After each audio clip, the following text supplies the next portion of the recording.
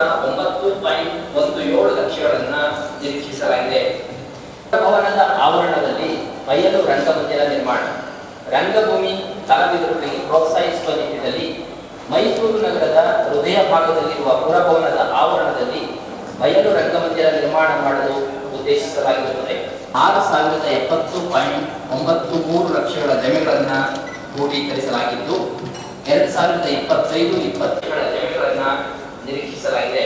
80.83 ಲಕ್ಷಗಳನ್ನು ನಿರೀಕ್ಷಿಸಲಾಗಿದ್ದು ಈ ಸಾಲಿನಲ್ಲಿ ಡಿಸೆಂಬರ್ 2000 ಪಾವತಿಗಳು 1,21,901.88 ಲಕ್ಷ, ಜಮೆಗಳು 91,025-26ನೇ ಸಾಲಿನ ಆಯವ್ಯಯವನ್ನು ಈ ಕೆಳಗಿನಂತೆ ಸಭೆಯ ಮುಂದೆ ಮಂಡಿಸುತ್ತಿದ್ದೇನೆ.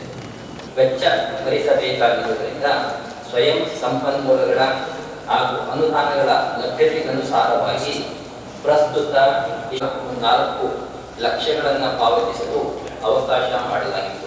ದೇಶದ ನಗರ ಸ್ಥಳೀಯ ಸಂಸ್ಥೆಗಳಲ್ಲಿ ಪ್ರತಿಷ್ಠಿತ ನಗರ ಪಾಲಿಕೆಯಾಗಿರುವ ಹಾಗೂ ಸ್ವಚ್ಛ ನಗರಿ ಎಂಬ ಬಿರುದಿಗೆ ಪಾತ್ರವಾಗಿರುವ ಅರಮನೆಗಳ ನಗರ ಹಾಗೂ ಸಾಂಸ್ಕೃತಿಕ ನಗರ ಎಂದೇ ಖ್ಯಾತಿ ಪಡೆದಿರುವ ಯದುವಂಶದ ಅರಸರಿಂದ ಸ್ಥಾಪಿತವಾದ ಮೈಸೂರು ಮಹಾನಗರ ಪಾಲಿಕೆಯ 2024-25ನೇ ಸಾಲಿನ ಪರಿಷ್ಕೃತ ಆಯವ್ಯಯ ಹಾಗೂ 2025-26ನೇ ಸಾಲಿನ ಅಂದಾಜು ಆಯವ್ಯಯವನ್ನು ನಗರ ಪಾಲಿಕೆಯ ವಾಸ್ತವಿಕ ಮಾಹಿತಿಯ ಅನುಸಾರ ತಯಾರಿಸಿ ಕರ್ನಾಟಕ ನಗರ ಪಾಲಿಕೆಗಳ ಆಯವ್ಯಯ ಮತ್ತು ಲೆಕ್ಕಪತ್ರಗಳ ನಿಯಮಗಳು 2007 ಭಾಗ ಈ ಅಧ್ಯಾಯ 24ರಂತೆ ಹಾಗೂ KMAPR ನಿಯಮ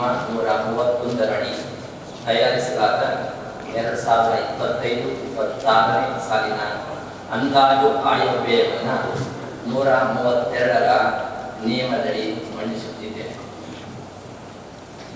2024-25ನೇ ಸಾಲಿನ ಪರಿಷ್ಕೃತ ಆಯವ್ಯಯದ ಒಂದು ಸಂಕ್ಷಿಪ್ತ ಚಿತ್ರಣ ಈ ರೀತಿ ಇರುತ್ತದೆ.